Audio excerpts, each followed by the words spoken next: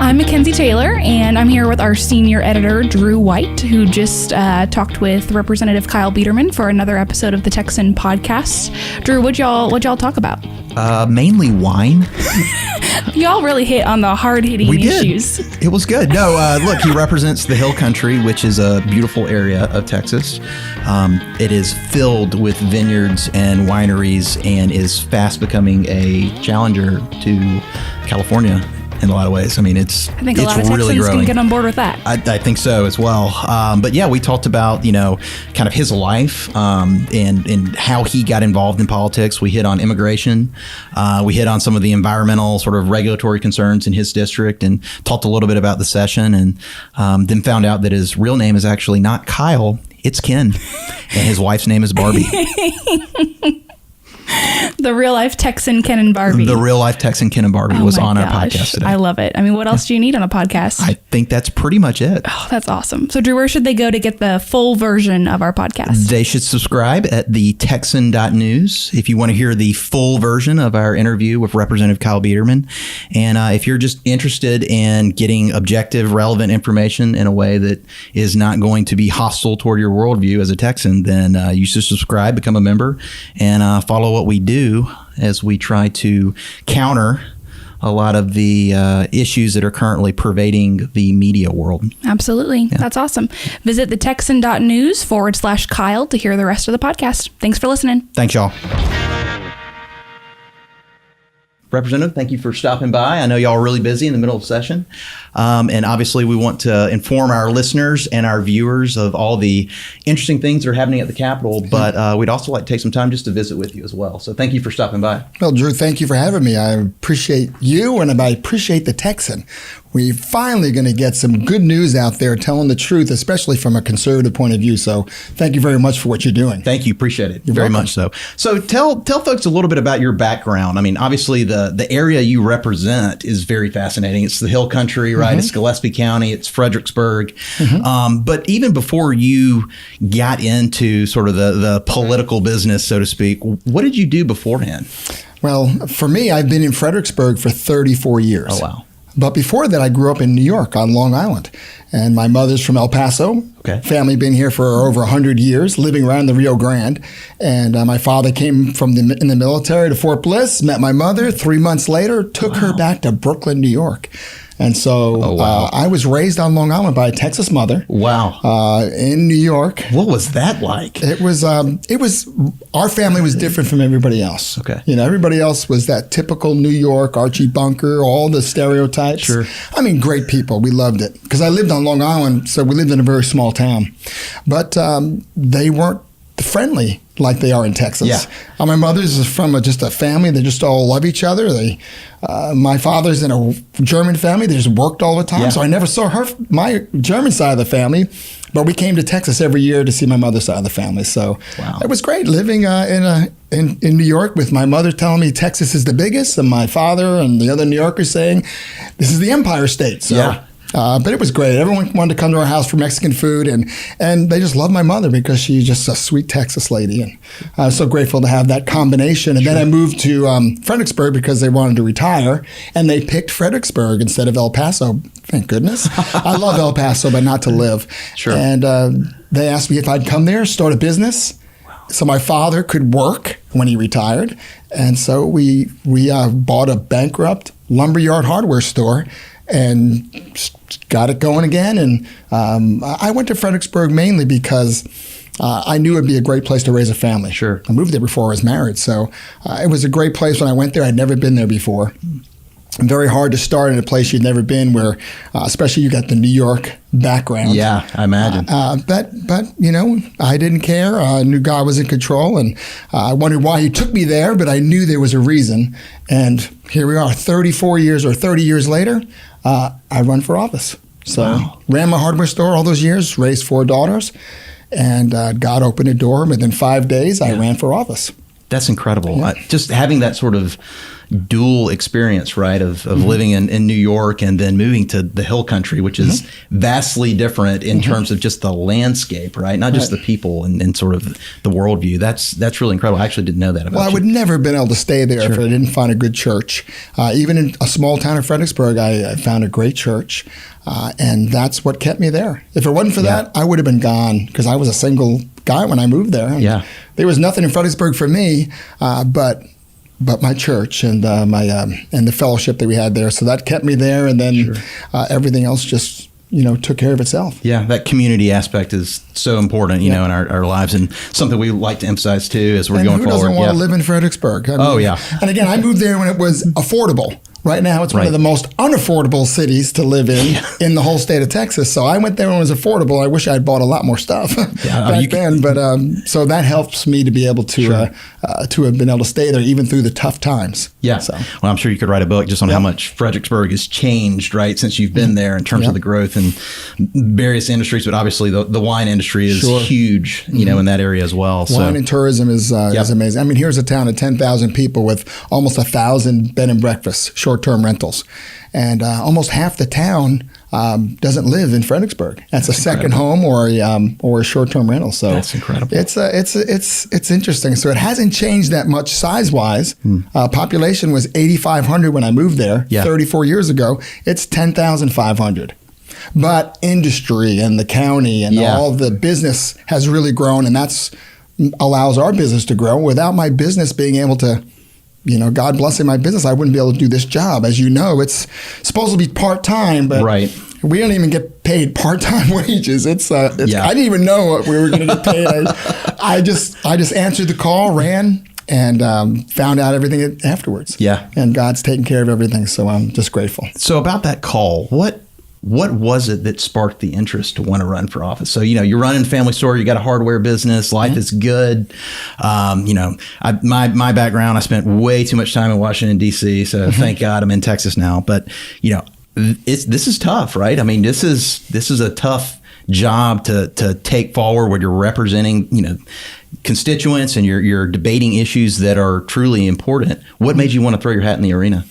Well, actually, I never really wanted to be in politics. I was never involved in it in my local town. I watched TV. So I was actually, during the Obama administration, I'd be sitting listening to what he's doing and what the laws were happening. I'm saying, where's all the principal people? And, God was just stirring in my heart every time I go to church. Kyle, where's all the principal people? Yeah. And someone invited me to go to a meeting, and the gentleman speaking was Tony McDonald from Power Texans. And that's where I learned what's happening in Texas, who my representative was, and how these people voted. And I said, this can't be. We need somebody to run. Well, just so happened 3 days later, there was a meeting for people who were running for this office, that the people in our district, the Republicans, the Christians, and so forth, conservatives, were looking for a candidate. So I went to the meeting and got interviewed, and they picked me. So wow. And then after about 2 months, half of them left me because they just weren't sure if I was going to be able to stand up to it. Yeah. But we won a very tough election. Yeah. And the rest is history. So I'm just very grateful, and we just knew again, we just knew this was God's calling. Period. Yeah. Because we didn't have to struggle with it, and we didn't have to stress about it. In fact, it was so funny. Some of the people would just say, "Kyle, so what do you think? What do you think? You think you have a chance?" And I said, of course we're going to win. I don't know any different. Yeah. It was exciting. That's incredible. And for folks that don't know, Fredericksburg, particularly Hill Country, has a very active Tea Party, movement and engagement. Arguably one of the more active ones, I think, in the state, if that's correct. But that's right. They're the ones that invited me to the meeting. Yeah. So I went. Yeah. So it's their fault. But they come to the Capitol every Tuesday, and they're very active. So it's great to see the people that got me involved, and then for them to stay involved. So it's been great. That's fantastic. So taking a 30,000 sort of foot view, switching a little bit over to what's currently happening, right, in this session. This is your second term.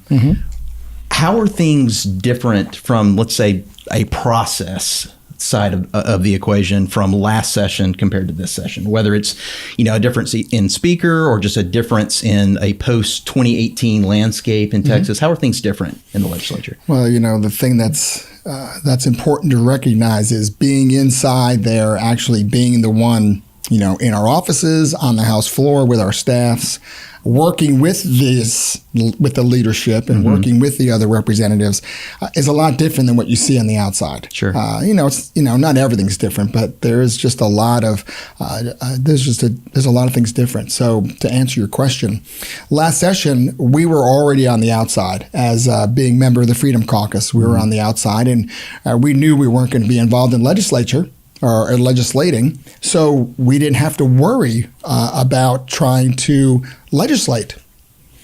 And again, this is the thing that's hard for the grassroots, the people on the outside to understand. Sure.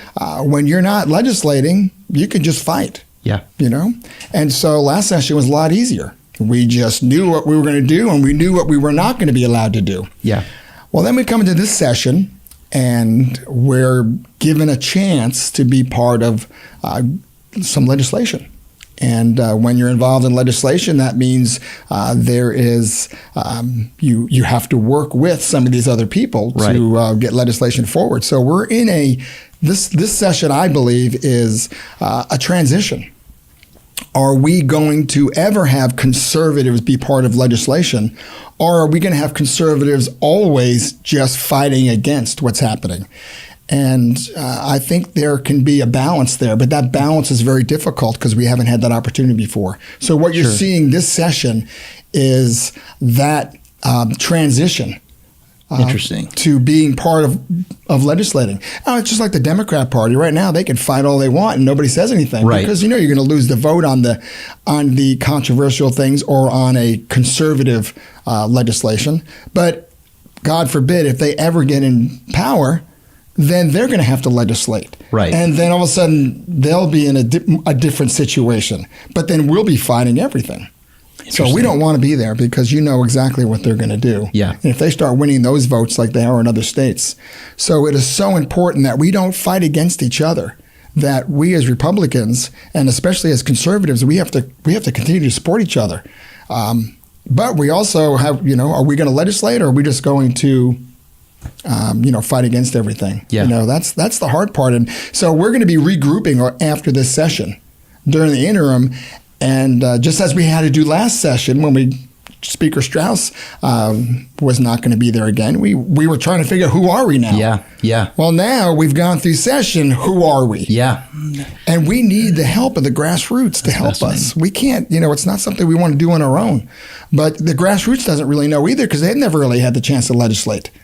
So do we want to legislate or do we just want to fight against everything? So it's interesting too. One of the things that I've always been told is regardless if, the Republican Party is the majority party, whether it's in, Washington or here in Texas, that regardless, conservatives are still in the minority, right? From a philosophical point of view.